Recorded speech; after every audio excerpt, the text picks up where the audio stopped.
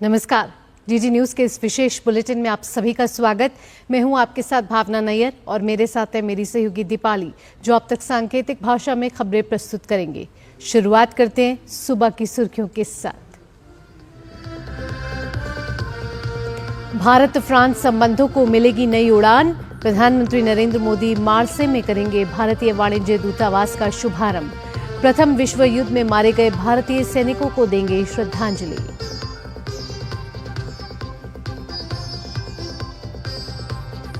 मार्से में पीएम मोदी का भव्य स्वागत। भारतीय समुदाय में दिखा गजब का उत्साह। भारत माता की जय और वंदे मातरम के नारों से गुंजायमान हुआ मार्से।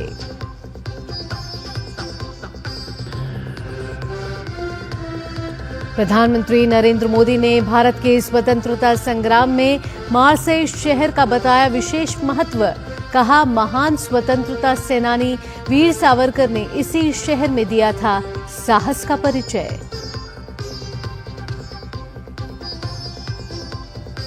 देश भर में आज मनाई जा रही है संत रविदास जयंती। संगम नगरी में माघ पूर्णिमा के मौके पर उमड़ा आस्था का हुजूम। मुख्यमंत्री योगी आदित्यनाथ कर रहे हैं निगरानी।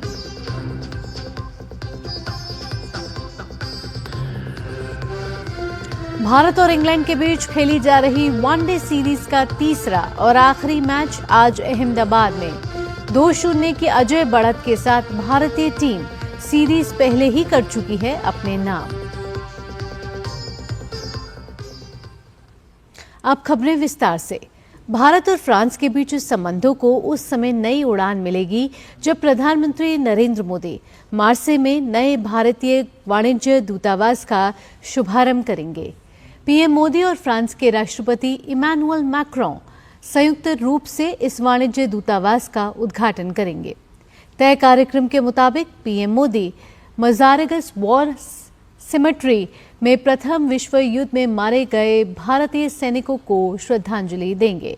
इससे पहले पेरिस के बाद जब पीएम मोदी मार्से शहर पहुंचे तो वहां उन्हें गार्ड ऑफ ऑनर दिया गया।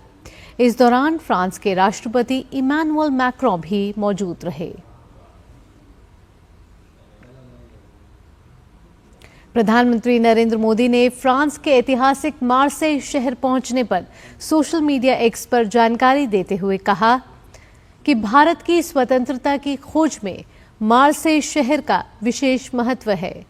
मार्से शहर के तट पर महान वीर सावरकर ने ब्रिटिशों की हिरासत से भागने का साहसिक प्रयास किया था। मैं मार्से के लोगों और उस समय के फ्रांसीसी कार्यकर्ताओं का भी धन्यवाद करना चाहता हूं, जिन्होंने मांग की थी कि वीर सावरकर को ब्रिटिशों को ना सौंपा जाए।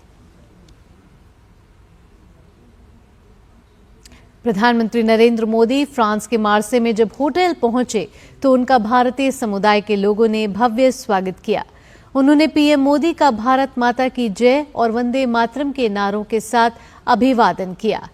पीएम ने सभी से आत्मीय भाव के साथ मुलाकात की। गौरतलब है कि फ्रांस में बड़ी संख्या में भारतीय समुदाय के लोग रहते हैं और वहां के विकास में अहम भागीदार भी हैं। प्रधानमंत्री नरेंद्र मोदी ने भारत फ्रांस सीईओ मंच को संबोधित किया। उन्होंने कहा कि भारत और फ्रांस केवल लोकतांत्रिक मूल्यों से ही नहीं जुड़े हैं, बल्कि दोनों की दोस्ती की नींव विश्वास, नवाचार और जन कल्याण की भावना पर आधारित है। प्रधानमंत्री नरेंद्र मोदी ने कहा कि 2047 तक देशवासियों ने भारत को विकसित देश बनाने का लक्ष्य रखा है। पीएम मोदी ने सीईओ फोरम को भारत की विकास यात्रा में शामिल होने के लिए निमंत्रित किया। पीएम ने कहा कि जब फ्रांस की टेक्नोलॉजी और भारत का टैलेंट मिलेगा तो सिर्फ व्यापारिक परिदृश्य पर ही नहीं बल्कि वैश्विक बदलाव भी होगा। प्रधानमंत्री ने कहा कि दुनिया की सबसे तेजी से बढ़ती प्रमुख अर्थव्यवस्था जल्द ही दुनिया की तीसरी सबसे बड़ी अर्थव्यवस्था बनने जा रही है। उन्होंने कहा कि वैश्विक मंच पर हमारी पहचान यह है कि आज भारत तेजी से एक पसंदीदा वैश्विक निवेश गंतव्य बन रहा है। उन्होंने देश में उठाए जा रहे सुधारात्मक कदमों का जिक्र करते हुए कहा कि निवेश के लिए सही समय सबसे सही समय है। आज संत रविदास जयंती है। संत गुरु रविदास भारत के एक महान संत, कवि, समाज सुधारक और ईश्वर के अनुयायी थे। संत रविदास एक ऐसे संत थे जिन्हें मत, मजहब, पंथ और विचारधारा की सीमाओं में नहीं बांधा जा सकता। आज संत गुरु रविदास जी की 648वीं जयंती है। संत गुरु रविदास का जन्म 1377 ईस्वी में उत्तर प्रदेश के वाराणसी में माघ मास की पूर्णिमा तिथि को हुआ। इस अवसर पर आज देश भर में कई आयोजन किए जाएंगे। संत रविदास को संत शिरोमणि संत गुरु की उपाधि दी गई। उनकी ओर से रचे गए 40 पदों को सिख के धर्म ग्रंथ गुरु ग्रंथ साहिब में शामिल किया गया। रविदास एक महान संत और कवि थे जिनका भक्ति आंदोलन में अहम योगदान था। उत्तर प्रदेश के मुख्यमंत्री योगी आदित्यनाथ ने प्रयागराज महाकुंभ में माघ पूर्णिमा के अवसर पर पवित्र स्नान करने आए सभी श्रद्धालुओं को शुभकामनाएं दी हैं। सोशल मीडिया प्लेटफॉर्म एक्स पर उन्होंने लिखा, पावन स्नान पर्व माघ पूर्णिमा की सभी श्रद्धालुओं और प्रदेशवासियों को हार्दिक बधाई। महाकुंभ 2025 प्रयागराज में आज पवित्र त्रिवेणी में पुण्य स्नान हेतु पधारे सभी पूज्य साधु संतों, धर्माचार्यों, कल्पवासियों और श्रद्धालुओं का हार्दिक अभिनंदन। भगवान श्री हरि की कृपा से सभी के जीवन में सुख, समृद्धि और सौभाग्य का वास हो। माँ गंगा, माँ यमुना और माँ सरस्वती सभी के मनोरथ पूर्ण करे, यही कामना है।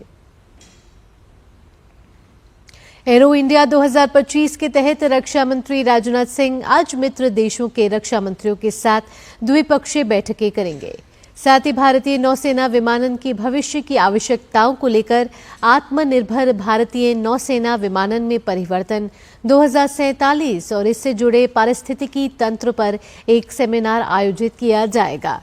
इसके अलावा रक्षा मंत्री राजनाथ सिंह इस आयोजन में शामिल हुए अन्य देशों के प्रतिनिधियों के सम्मान में आयोजित समारोह को भी संबोधित करेंगे। साथ ही भारत की हवाई शक्ति का भी प्रदर्शन किया जाएगा। दरअसल एरो इंडिया 2025 एक द्विवार्षिक आयोजन है जो कि बेंगलुरु के येलहंका वायुसेना स्टेशन पर 10 फरवरी से चल रहा है। यह आयोजन उपयोगकर्ताओं, अनुसंधान और विकास प्रतिष्ठानों, शिक्षाविदों, उद्योग भागीदारों, एमएसएमई और स्टार्टअप को विमानन क्षेत्र के माध्यम से 2047 तक विकसित भारत के राष्ट्रीय दृष्टिकोण की दिशा में चर्चा और सामूहिक योगदान के लिए एक मंच प्रदान करता है। महाकुंभ में आज माघ पूर्णिमा के पावन अवसर पर ब्रह्म मुहूर्त से श्रद्धालु त्रिवेणी संगम में आस्था की डुबकी लगा रहे हैं। महाकुंभ में आज 3 से 4 करोड़ श्रद्धालुओं के संगम स्नान करने का अनुमान है। महाकुंभ के दौरान माघ पूर्णिमा का स्नान विशेष रूप से पुण्य लाभ देने वाला माना जाता है। धार्मिक मान्यता के अनुसार माघ पूर्णिमा के दिन देवी देवता पृथ्वी पर आते हैं और त्रिवेणी संगम में स्नान करके अपना तप करते हैं। इस दिन स्नान करने से व्यक्ति के समस्त पाप नष्ट हो जाते हैं और उसे मोक्ष की प्राप्ति होती है। इससे पहले 3 अमृत स्नान हो चुके हैं। 13 जनवरी से अब तक करीब 46 करोड़ श्रद्धालु स्नान कर चुके हैं। माँ गंगा, माँ यमुना और अदृश्य माँ सरस्वती के पवित्र संगम में श्रद्धा और आस्था से ओतप्रोत साधु संत, श्रद्धालु, कल्पवासी, स्नानार्थी और गृहस्थ आस्था की डुबकी लगा रहे हैं। भारत और इंग्लैंड के बीच 3 वनडे मैचों की सीरीज का आखिरी मुकाबला अहमदाबाद के नरेंद्र मोदी क्रिकेट स्टेडियम में खेला जाएगा। सीरीज में खेले गए अब तक 2 मैचों में टीम इंडिया ने शानदार जीत हासिल कर 2-0 की अजय बढ़त बना ली है। ऐसे में तीसरे वनडे में भारतीय टीम की कोशिश होगी कि वह जीत हासिल कर इंग्लैंड को क्लीन स्वीप करे। मैच दोपहर 1:30 बजे शुरू होगा।